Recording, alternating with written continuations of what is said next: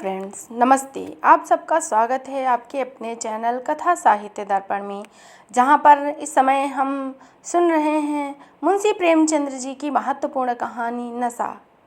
यह कहानी विभिन्न पाठ्यक्रमों में लगी हुई एक मनोवैज्ञानिक कहानी है। इस कहानी के द्वारा प्रेमचंद्र जी ने यह दर्शाया है कि व्यक्ति जिन चीज़ों की आलोचना पहले करता है, जब वह सुविधाएं उसको प्राप्त होती हैं तो वह उनका आदी हो जाता है।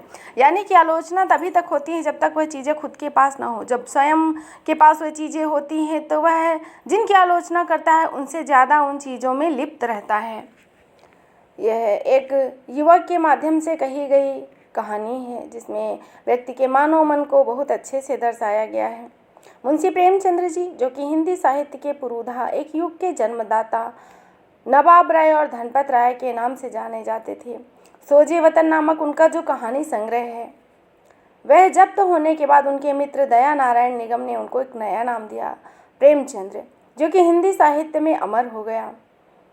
ऐसे महान व्यक्तित्व की प्रसिद्ध कहानी है नशा। तो अधिक विलंब न करते हुए हम कहानी पर चलेंगे, पर कहानी पर चलने से पहले आपसे एक अनुरोध है कि आप हमारे चैनल को सब्सक्राइब करें, अपने मित्रों में भी शेयर करें, और यदि आपका कोई सुझाव है तो वह भी अवश्य बताएं।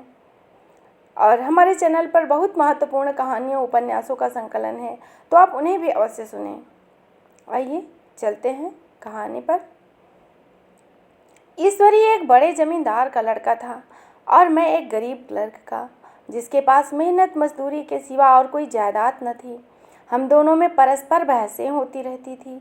मैं जमींदारी की बुराई करता, उन्हें हिंसक पशु और खून चूसने वाली जोक और वृक्षों की चोटी पर फूलने वाला बंझा भी कहता। वह जमींदारों का पक्ष लेता, पर स्वभावतः उसका पहलू कुछ कमज़ोर होता, क्योंकि उसके पास जमींदारों के अनुकूल कोई दलील न थी। वह कहता कि सभी मनुष्य बराबर नहीं होते, छोटे बड़े तो हमेशा ही से रहते थे और रहते ही रहेंगे। लचर दलील थी कि सीमानुषिक या नैतिक नियम से इस व्यवस्था का औचित्य सिद्ध करना कठिन था। मैं अक्सर तेज हो जाता और लगने वाली बात कह जाता, लेकिन ईश्वरी हार कर भी मुस्कुराता रहता। मैंने उसे कभी गर्म होते नहीं देखा। शायद यही कारण था कि वह अपने पक्ष की कमजोरी को समझता था। नौकरों से वह सीधे मुंह बात नहीं करता था। अमीरों में जो एक बेदर्दी और उद्दंडता होती है, उसमें भी प्रचुर मात्रा में थी। नौकर ने बिस्तर लगाने में जरा भी देर की, दूध जरूरत से ज़्यादा गर्म या ठंडा हुआ, साइकिल अच्छी तरह से साफ नहीं हुई, तो वह आपे से बाहर हो जाता था। सुस्ती या बदतमीजी उसे जरा भी बर्दाश्त नहीं थी, पर दोस्तों और विशेषकर मुझसे उसका व्यवहार सौहार्द और नम्रता से भरा हुआ होता था। शायद उसकी जगह मैं होता तो मुझसे भी वही कठोरताएं पैदा हो जाती जो उसमें थी, क्योंकि मेरा आलोक प्रेम सिद्धांतों पर नहीं, निजी दशाओं पर टिका हुआ था। लेकिन मेरी जगह होकर भी शायद अमीर ही रहता वह, क्योंकि एक प्रकृति से ही विलासी और ऐश्वर्य प्रिय, और मुझ में बहुत अंतर था। अब दशहरे की छुट्टियों में मैंने निश्चय किया कि घर न जाऊंगा। मेरे पास किराए के लिए रुपए न थे और न घर वालों को तकलीफ देना चाहता था। मैं जानता हूँ वे मुझे जो कुछ भी देते हैं उनकी हैसियत से ज़्यादा है। अभी बहुत कुछ पढ़ना है। बोर्डिंग हाउस में भूत की तरह अकेले पड़े रहने को भी जी नहीं चाहता था। इसीलिए जब ईश्वरी ने मुझे अपने घर का न्योता दिया तो मैं बिना आग्रह के राजी हो गया। ईश्वरी के साथ परीक्षा की तैयारी खूब हो जाएगी। वह अमीर होकर भी मेहनती और ज़हीन था। उसके साथ ही उसने एक बात और कही, लेकिन भाई एक बात का ख्याल रखना, वहाँ अगर ज़मींदारों की निंदा की तो मामला बिगड़ जाएगा और मेरे घर वालों को बुरा लगेगा। वह लोग तो असामियों पर इसी दावे से शासन करते हैं कि ईश्वर ने असामियों को उनकी सेवा के लिए ही पैदा किया है। असामी भी यही समझता है। अगर उसे सुझा दिया जाए कि जमींदार और असामी में कोई मौलिक भेद नहीं, तो जमींदारी का कहीं पता ना लगे। मैंने कहा, तो क्या तुम समझते हो कि मैं वहाँ जाकर कुछ और हो जाऊँगा? हाँ, मैं तो यही समझता हूँ। तुम गलत समझते हो। ईश्वरी इसका कोई जवाब नहीं देता है। कदाचित उसने इस मामले में मेरे को मेरे विवेक पर छोड़ दिया, और बहुत अच्छा किया। अगर वह अपनी बात पर अड़ता तो मैं जिद से काम लेता। सेकेंड क्लास तो क्या, मैंने कभी इंटर फर्स्ट क्लास में भी सफ़र न किया। अब सेकेंड क्लास में सफ़र का सौभाग्य प्राप्त हुआ। गाड़ी तो 9 बजे रात को आती थी, पर यात्रा के हर्ष में हम शाम को स्टेशन जा पहुँचे। कुछ देर इधर उधर सैर करने के बाद रिफ्रेशमेंट रूम में जाकर हम लोगों ने भोजन किया। मेरी वेशभूषा और रंग ढंग से पारखी खानसामों को यह पहचानने में देर न लगी कि मालिक कौन है और पिछलग्गू कौन। लेकिन ना जाने क्यों मुझे उनकी गुस्ताखी बुरी लग रही थी। पैसे ईश्वरी के जेब से गए। शायद मेरे पिता का जो वेतन मिलता है उससे ज़्यादा इन खानसामों को इनाम इकराम में मिल जाता हो।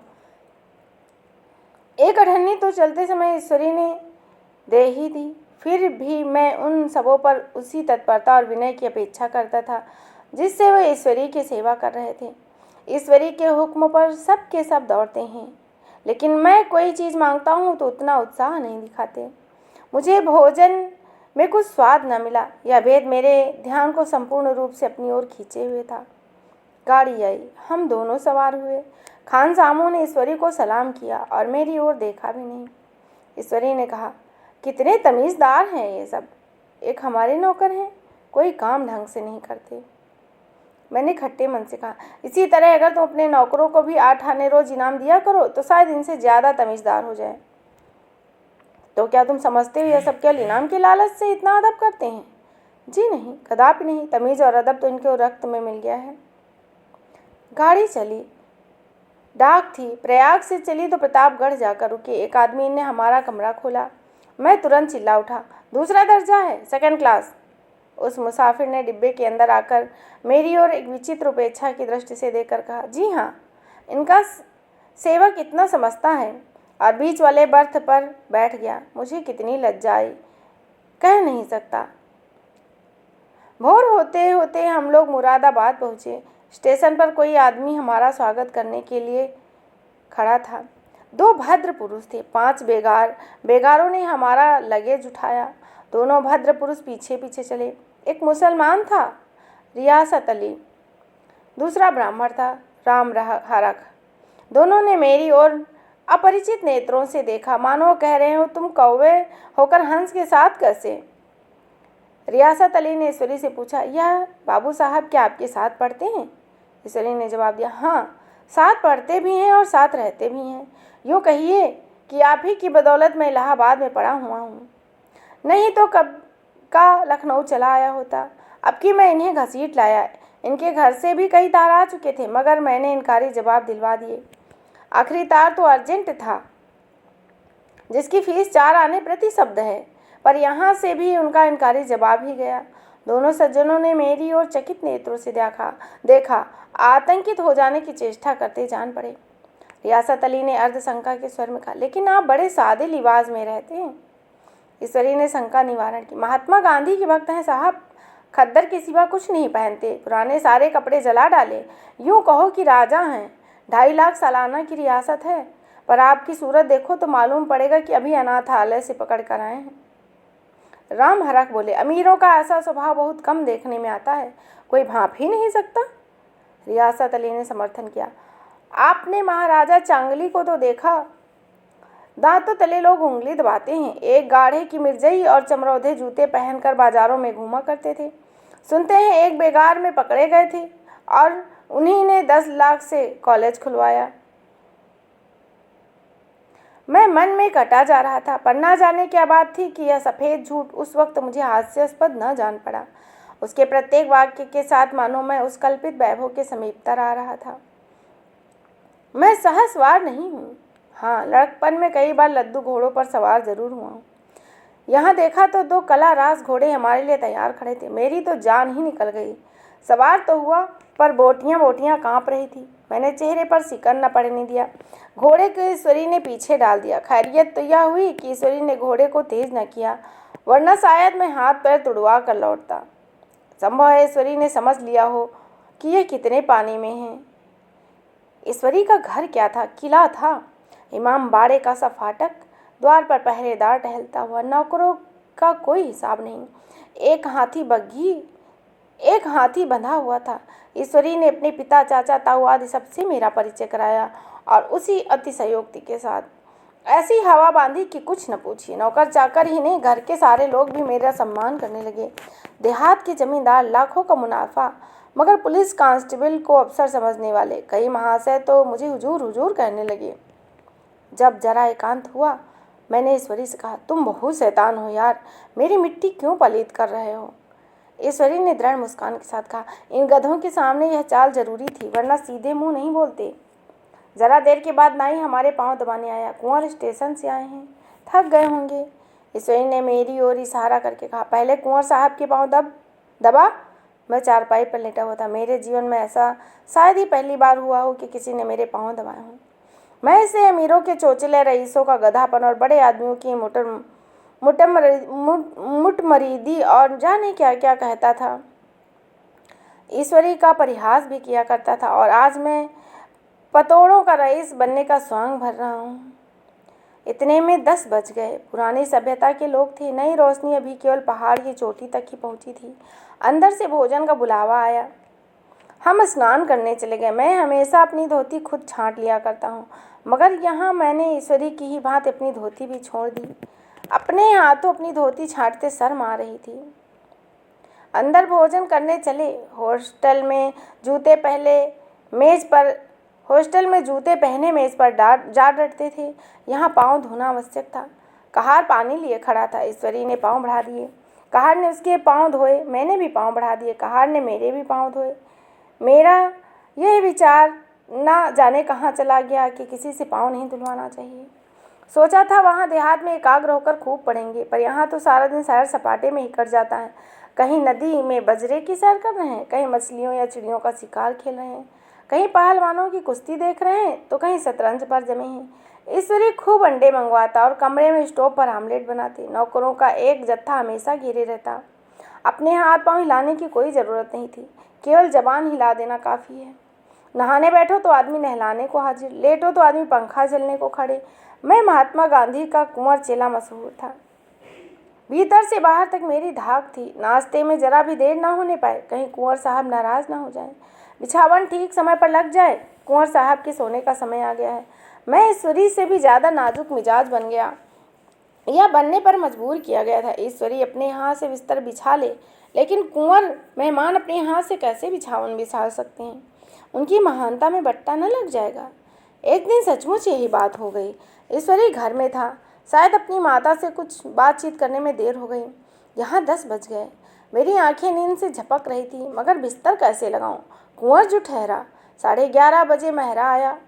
बड़ा मुंह लगा नौकर था। घर के धंधे में मेरा बिस्तर लगाने की उसको सुधि न रही। जब याद आई तो भागा हुआ आया। मैंने ऐसी डांट बताई कि उसने भी याद किया होगा। ईश्वरी मेरी डांट सुनकर बाहर निकल आया और बोला, तुमने बहुत अच्छा किया। ये सब हरामखोर इसी व्यवहार के योग्य हैं। इसी तरह ईश्वरी एक दिन एक जगह दावत में गया होता। शाम हो गई, मगर लैंप मेज पर रखा हुआ था। दिया सलाई भी थी, लेकिन ईश्वरी खुद कभी लैंप नहीं जलाता था। फिर कुंवर साहब कैसे जलाए? मैं झुलझुला रहा था। समाचार पत्र आया रखा हुआ था। जी उधर लगा हुआ था, पर लैंप नदारद। दैवयोग से उसी वक्त मुंशी रियासत अली आ निकले। मैं उन्हीं पर उबल पड़ा। ऐसी फटकार बताई कि बेचारा उल्लू हो गया। तुम लोगों को इतनी भी फिक्र नहीं कि लैंप जलवा दो? मालूम नहीं ऐसे कामचोर आदमियों का यहाँ कैसे गुजर होता है। मेरे यहाँ घंटे भर में निर्वाह ना हो। रियासत अली ने कांपते हुए हाथों से लैंप जला दिया। वहाँ एक ठाकुर अक्सर आया करता था। कुछ मनचला आदमी था, महात्मा गांधी का परम भक्त। मुझे महात्मा जी का चेला समझकर मेरा बड़ा लिहाज करता था, पर मुझे कुछ पूछते संकोच करता था। एक दिन मुझे अकेला देखकर आया और हाथ बांधकर बोला, सरकार तो गांधी बाबा के चेले हैं ना? लोग कहते हैं यहाँ स्वराज हो जाएगा तो जमींदार न रहेंगे। मैंने शान जमाई। जमींदारों के रहने की ज़रूरत ही क्या है? यह लोग गरीबों का खून चूसने के सिवा क्या करते हैं? ठाकुर ने फिर पूछा, तो क्यों सरकार सब जमींदारों की ज़मीन छीन ली जाएगी? मैंने कहा, बहुत से लोग तो खुशी से दे देंगे, और जो लोग खुशी से ना देंगे उनकी ज़मीन छीननी ही पड़ेगी। हम लोग तो तैयार बैठे हुए हैं। जो ही स्वराज हुआ अपने इलाके आसमियों के नाम हिब्बा कर देंगे। मैं कुर्सी पर पाँव लटकाए बैठा था। ठाकुर मेरा पाँव दबाने लगा, फिर बोला, आजकल जमींदार लोग बड़ा जुल्म करते हैं सरकार। हमें भी हुजूर ज्यों ही इख्तियार मिला सबसे पहले तुम्हें बुलाऊंगा। उसने कहा, हमें भी हुजूर थोड़ी सी ज़मीन दे दें तो चलकर वहीं आपकी सेवा करेंगे। मैंने कहा, अभी तो मेरा कोई इख्तियार नहीं है भाई, लेकिन जो ही इख्तियार मिला सबसे पहले मैं तुम्हें बुला लूँगा, तुम्हें मोटर ड्राइवरी सिखाकर अपना ड्राइवर बना लूँगा। उस दिन ठाकुर ने खूब भांग पी और स्त्री को खूब पीटा और गांव के महाजन से लड़ने को तैयार हो गया। छुट्टी इस तरह तमाम हुई और हम लोग प्रयाग चले। गांव के बहुत से लोग हम लोगों को पहुंचाने आए। ठाकुर तो हमारे साथ स्टेशन तक आया। मैंने भी अपना पार्ट खूब सफाई से खेला और अपनी कुबेरोचित विनय और देवत्व की मुहर हर एक हृदय पर लगा दी। जी तो चाहता था हर एक नौकर को अच्छा इनाम दूं, लेकिन वह सामर्थ्य कहाँ थी। वापसी टिकट था ही, केवल गाड़ी में बैठना था, पर गाड़ी आई तो ठसाठस भरी हुई थी। दुर्गा पूजा की छुट्टियां भोगकर सभी लोग लौट रहे थे। सेकेंड क्लास में तिल रखने की जगह नहीं थी। इंटर क्लास की हालत तो उससे भी बदतर। यह आखिरी गाड़ी थी, किसी तरह न रुक सकते थे। बड़ी मुश्किल से तीसरे दर्जे में जगह मिली। हमारे ऐश्वर्य ने वहाँ अपना रंग जमा लिया, मगर मुझे उसमें बैठना बुरा लग रहा था। आए थे आराम से लेटे लेटे, जा रहे सिकुड़े सिकुड़े। पहलू बदलने की भी जगह ना थी। कई पढ़े लिखे आदमी भी थे, वे आपस में अंग्रेजी राज्य की तारीफ कर रहे थे। एक महाशय बोले, ऐसा न्याय तो किसी राज्य में नहीं देखा। छोटे बड़े सब बराबर। राजा भी किसी पर अन्याय करे तो अदालत उसकी भी गर्दन दबा देती है। दूसरे सज्जन ने कहा, अरे साहब, आप खुद बादशाह पर दावा कर सकते हैं, अदालत में बादशाह पर डिग्री हो जाती है। एक आदमी जिसकी पीठ पर बड़ा गट्ठर बंधा था कलकत्ते जा रहा था। कहीं गठरी रखने की जगह नहीं मिली, पीठ पर बांधे खड़ा हुआ था।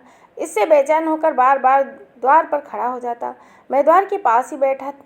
उसका बार बार आकर मेरे मुंह को अपनी गठरी से रगड़ना मुझे बहुत बुरा लग रहा था।